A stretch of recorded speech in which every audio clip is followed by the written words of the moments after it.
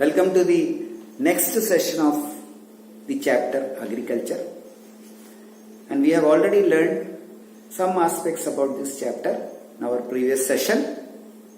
We learned about the different types of farming, then we learned about the cropping seasons, then we learned about the rice, wheat, sugarcane, pulses, oilseeds, like that we learned about many crops.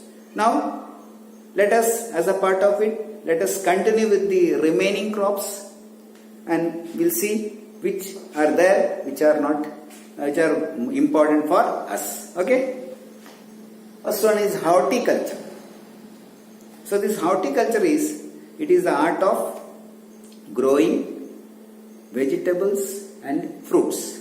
Okay. And finally, what we see is it is a very important occupation, very important cultivation, and our fruits are of great demand. Our vegetables are of great demand. We are the largest producer of fruits and vegetables in the world. You can see here mangoes. So many varieties of mangoes are there. You travel in the different parts of the country, so many different types of mangoes you can see. Okay, Andhra Pradesh, Uttar Pradesh, West Bengal, famous for its mangoes. Nagpur is famous for its orange. Then bananas in Kerala, Mizoram, Maharashtra, like that. Then pineapple in Meghalaya, Andhra Pradesh, so like that. Apple, we are very famous thing. Which apple? That is Jammu Kashmir, like Kashmiri apple and Shimla apple, like that. Apples are also very important, and a good variety of apple we produce. Okay. Then we have so many other things like walnuts, pears, apricots, like that. Many vegetables are there. Sorry, fruits are there. Similarly, vegetables also. So many vegetables. Every day we are using ladyfinger, that, this, like that. Plenty of vegetables are there, and we are exporting. That is a speciality. Our vegetables and fruits are exported, and we are earning foreign money from that. Okay. And India is producing about 13% of the world's vegetable, and it is being exported every day morning in the airports through aeroplane. Fresh vegetables are supplied in different parts of the world. So our fruits and vegetables are very important. Okay, cauliflower, brinjal, onion, like that. So many things are there. Then next crop is rubber. Okay, this rubber, it is a tropical and subtropical. That means North India and South India both it is grown, but more it is suitable in South India. Okay. So let us see what is required. It requires a temperature above 25 degrees centigrade. That is one thing. High temperature is required. Similarly, high rainfall is also required. More than 200 centimeters of rainfall is required. Okay. And that's why latex and all will be more in the plant. That's why it requires more rainfall. Okay. Then moist and humid climate. Dry climate is not suitable because it is a plant with having milk, latex. Okay, that is called as latex. So that latex and all cannot be there in a dry area. So humid, moist and humid climate is required, and it is grown mainly. The main producer of rubber is Kerala, followed by Tamil Nadu, Karnataka, Andaman Nicobar Islands. It is also there. Then in northeast nowadays it is becoming common, and especially in Meghalaya and all we find this rubber trees. Okay, and the tire industry, they are the major consumer, and for other purposes also rubber is being used, but mostly it is consumed by the tire industry for making tires. You can see the rubber plantation. It is collected, the latex is taken away from the plant by cutting, piercing it. Okay, then producing areas Karnataka, Tamil Nadu, Kerala, and you can see here Meghalaya also. Other areas rubber is not grown. Then comes fiber crop. Fiber, we make something from that. Okay, and this fiber crop, basically two are there which we have to learn. One is cotton, another one is jute. Now this cotton, it requires a temperature of 25 degrees centigrade. Okay, so high temperature is required. Then another most important thing is 210 frost-free days. That means frost is harmful for the cotton plants. It will harm the bud, it will harm the flower. So it is 210 frost-free days are required, and the rainfall is also should not be heavy. Light rainfall is better, and sunshine, that is also very important. Bright sunshine, that means cloudy weather is not suitable, and it is grown in the black soil. You know, the black soil is also called as cotton soil. So it is grown in the black soil region of Deccan Plateau, Maharashtra, Gujarat. The black soil area, they are the leading producers. It is grown in Maharashtra, Gujarat, Madhya Pradesh, Karnataka, Andhra Pradesh, Tamil Nadu, Punjab, Haryana, Uttar Pradesh. All are there. But the major producing area is Gujarat and Maharashtra. Okay, so that is more important. And it is a kharif crop, summer crop, and it takes 6 to 8 months to mature. Again, this crop requires more manual work, and it is used for making clothes. It is a raw material for the textile industries. Right from the British period, our cotton was taken to England, Manchester, where it was used by the mills. So our cotton is of good quality and of high demand. Okay, you can see the cotton buds, full of cotton it is, and good quantity we are producing. Okay, then you can see cotton producing areas. As I told you, the Deccan lava trap, black soil area, Gujarat, Maharashtra, parts of Madhya Pradesh, parts of Karnataka, then parts of Tamil Nadu, then parts of Rajasthan, Punjab, Haryana. So like that, these are the areas where we find that cotton production. Okay. Then comes jute. So jute is a plant which is providing as a golden fiber. Okay, if you see the color of the jute, it is golden in color. Now the question comes, which part of the plant is that jute which we use? You may be telling that it is the leaf. No. Branch? No. Flower? No. Then what it is? It is nothing but it is the skin of the plant. That jute is the skin of the plant. And that jute plant is kept in water, then afterwards the skin is taken away, and finally it will be processed, and we are making so many things with that. Basically it is used for packing materials, but it is also used for making mats, carpets and other things also. Some fancy items also we make. Okay, and this jute, it requires high temperature. That is one thing. It requires a high temperature. Okay, high temperature is required. Then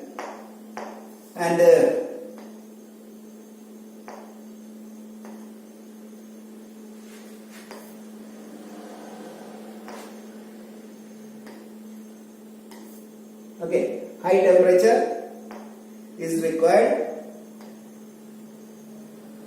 That is one thing. Then it is grown in the floodplains. Why? Because in the floodplains every year new soil will come. This jute plant will suck away the soil fertility. So what happens? It will grow. It is grown in the floodplains where the soil is recharged every year. That's why the Ganga floodplains of Ganga Brahmaputra is the major area of growing jute. Okay. Then producing states. You can see West Bengal, the leading producer, followed by Bihar, Assam, Orissa, Meghalaya also. Okay. And as I told you, it is basically used for making what? Gandhi bag, and then finally it is also used for making carpets and other things. You can see this is a plant, and the skin of the plant is taken and dried and finally processed to form cotton. Okay, jute producing area, Andhra Pradesh, Odisha, West Bengal, Bihar, Uttar Pradesh, Assam. So it is confined to the eastern part of the country. Okay. Then comes, so about crops is over.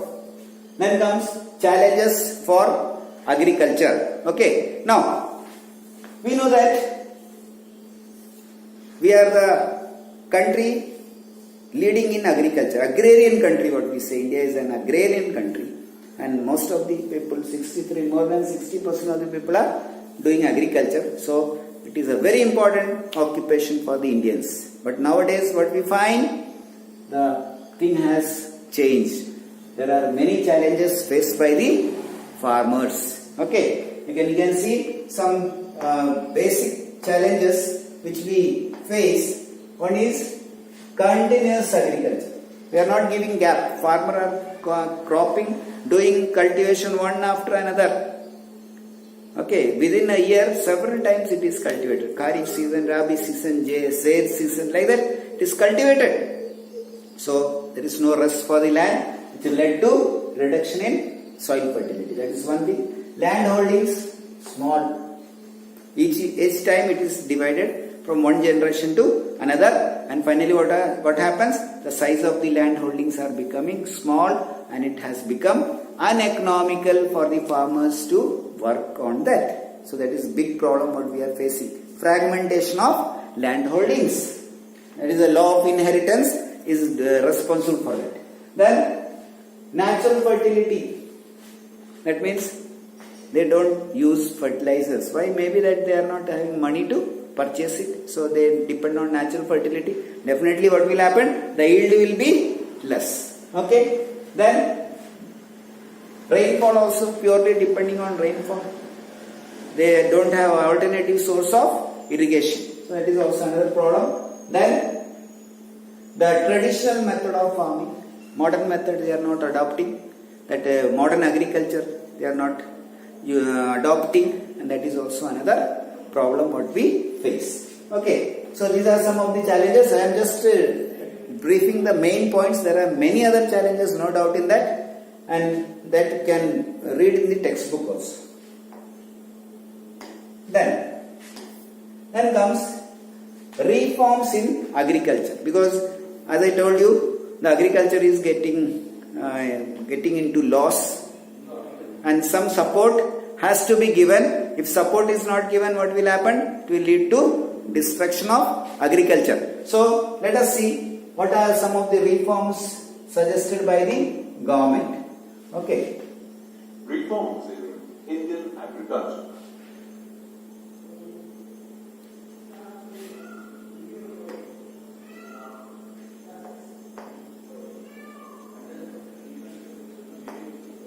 Progress considerably in the agricultural sector because of the technological reforms are there, institutional reforms have been taken up. Okay. Technological and institutional reforms made in the agricultural sector. Technological reforms refer to the changes made in the use of technology. Owing to the technological reforms, the agriculture sector in India modernized. Various agricultural tools have been tools. Okay, one is providing tools. Then you can see informations are given for the farmers how to improve the agriculture, fertilizer, insecticide research and all. Then radio and newspaper activities in the farm production. Various institutional reforms have been made by the government in the agriculture sector. So government has made lot of reforms. Okay, we'll be discussing about it. Yield variety seeds were provided, then minimum support price so that they will get. We'll be discussing all these points. Okay. The Green Revolution has a negative reaction. Green Revolution, that is also another problem. Which was not uniformly done, all those things. Okay. So, in 1999, 2000. So this was a video about the reforms. Okay, let us come to the topic. Technological reforms. Okay. So what is this technological reform? Technological reform means it is the reforms which we see in the field. Okay, that is the farmer is using. We can see it. Say for example, that collectivization program. That means all the farmers will join together and they will do cultivation together. So the size of land holding won't be a problem. Okay, they can join.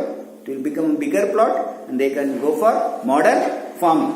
Then consolidation of land holdings. That was another problem. That means it was ensured that the land is not further divided. But in reality, those measures are on papers only, was not implemented in a proper way. So still the land holdings are getting fragmented, and that is another one. But some steps were taken by the government to ensure that the fragmentation of land is not happening. Then abolition of zamindari system, then cooperative farming, all these things are some of the measures, new system introduced by the government to ensure that the agriculture is done in a profitable manner. All will join and do, and it's cooperative farming, that is also important.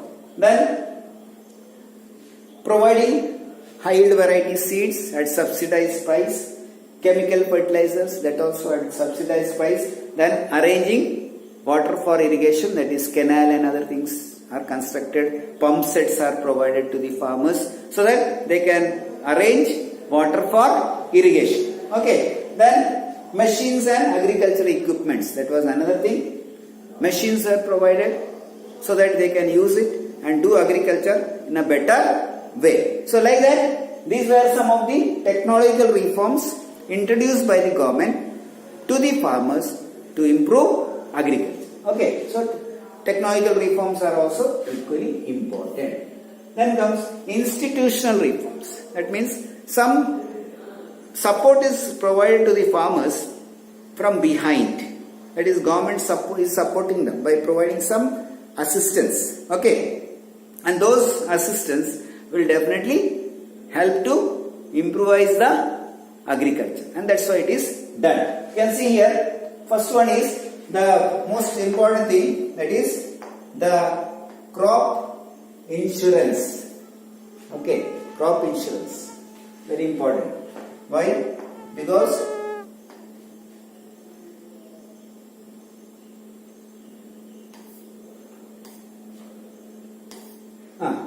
this crop insurance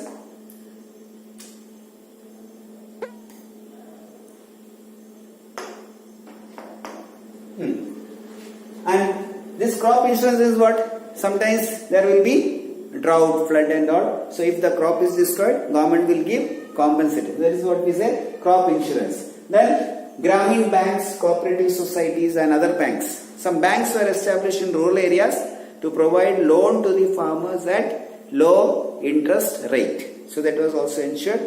And now also agricultural loans are given at a very small rate of interest. Why? It is to promote the farmers. So they are getting support. With that loan they can purchase machineries, they can purchase high yield variety seeds. Like that they can go for modern techniques. So that's the loan is very important, that is also provided. Then Kisan Credit Card, KCC, like debit card, ATM and all what we have. Like that, the credit card they are having, and they can put in the ATM counter and they can withdraw the money. So that is also there. Then personal accident insurance scheme, not only for crops, for the farmer also some insurance schemes are there, so that they feel that they and their family are safe. Then another thing is, very important thing what they did is minimum support price. So what is this minimum support price? Minimum support price means it is a price given for the crop. Okay. Generally what happened, the year when the growth is, production is more, the price will fall.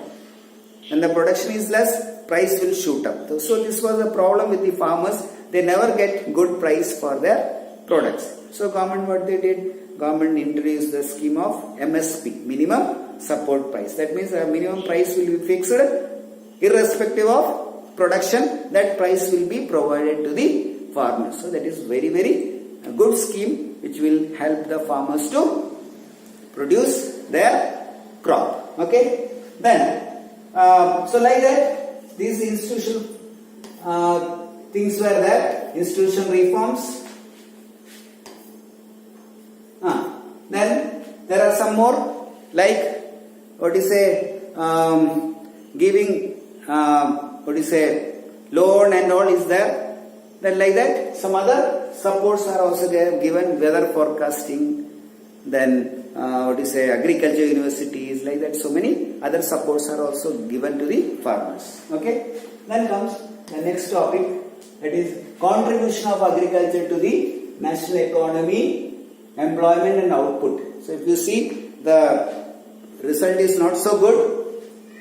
It is the backbone of our economy, no doubt in that, but it is providing a big share in the employment and livelihood, and more than 63% of the people are engaged in it. But nowadays there is a declining trend of agriculture towards GDP. The GDP contribution of agriculture is reduced. That means maybe the cultivation is not taking place in everywhere or some other problem, but the GDP contribution is less, and government is trying its level best to compensate that shortcoming so that the GDP will be, contribution of agriculture towards GDP will be good.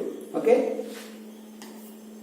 Then efforts to modernize agriculture, that is ICAR, Indian Council of Agriculture Research, took some steps to modernize agriculture.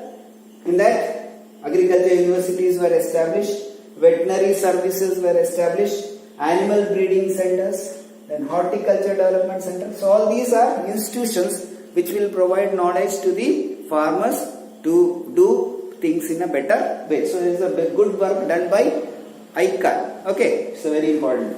Similarly, research and development, as I told you, development works in the field of agriculture, developing high yield variety seeds, and like that, so many new things they are developing. Then meteorological department providing information regarding weather and all to the farmers so that they can prepare their field and all in time. So that support is also there. Then rural infrastructure improvement, that is construction of road, providing electricity so that they can use pump sets and all like that. Some infrastructures are also improvised by under this scheme by the Indian Council of Agriculture Research. Okay. Then comes the next topic, that is food security.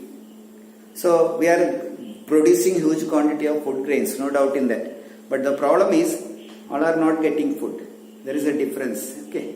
Government has so many schemes, but still we find the food grain distribution is not perfect. So let us see what are the things.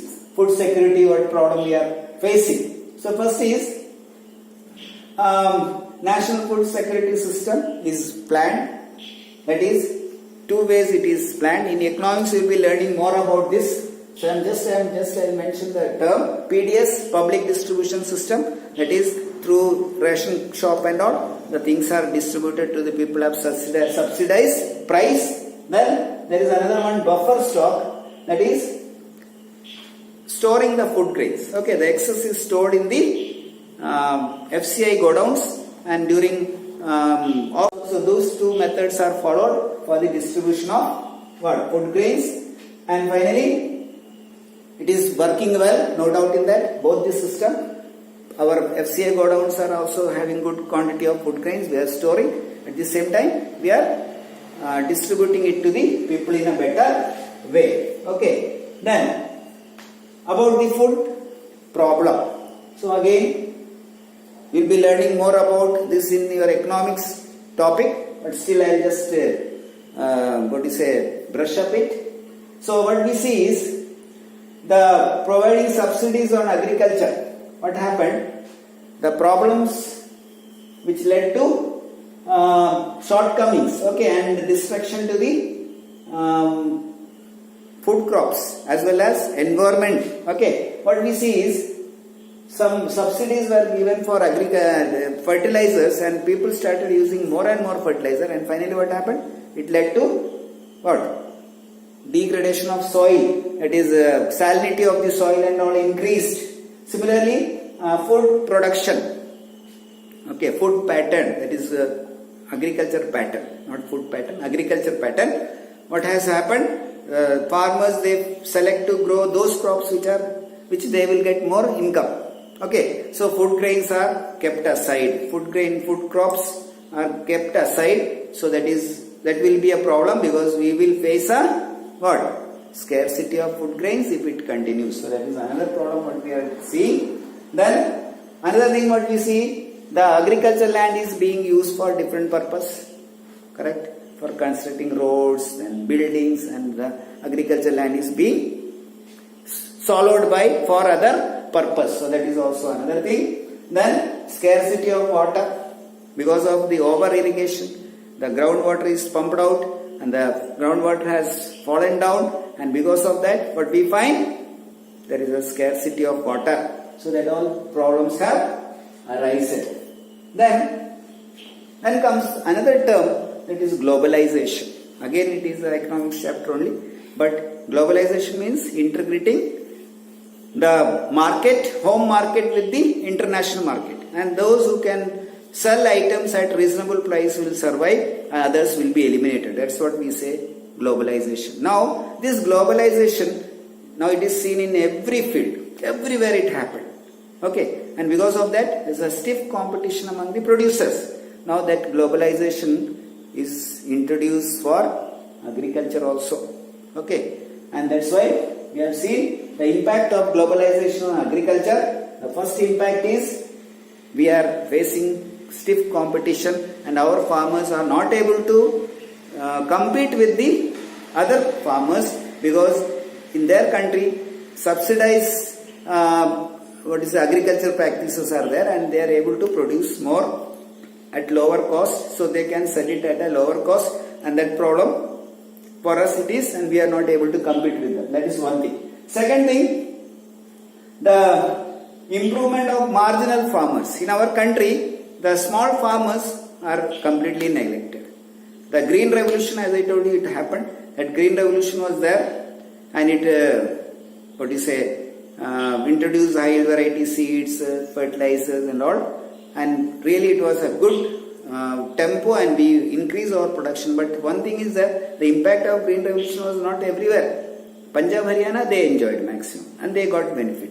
Northeastern part, even the people, the farmers were not knowing about the green revolution, so its implementation was not so perfect. Okay, that package technology what we say, so it is also there. And white revolution, that is another one for milk, production of milk. White revolution and all is going on, but it is not so much effective, but now it has become very effective. It started from Gujarat, now it is almost the milk society and all are seen all over the country. Okay, so like that marginal farmers has to be supported so that we can increase the production and we can compete with the international market. Similarly, the green revolution, as I told you, has dried up the aquifer. It has made the soil saline, like that. Some negative impact is felt because of agriculture. And why we did? We tried to increase our production, but now that increase has led to certain minus point also, no doubt in that. Then another thing, now we search for a solution, that is we go for organic farming. Where organic farming, where we use manures in place of fertilizers. Definitely it is eco-friendly and people are being encouraged for that purpose. Then decreasing size, already I told, the law of inheritance is a problem. Some solution has to be found for that. Okay.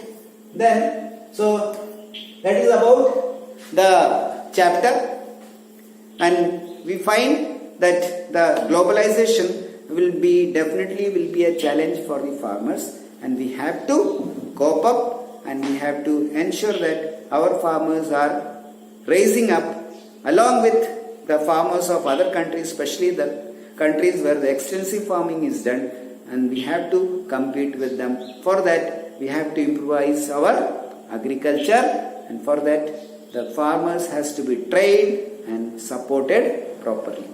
So thank you children, and with that we complete this chapter. Thank you.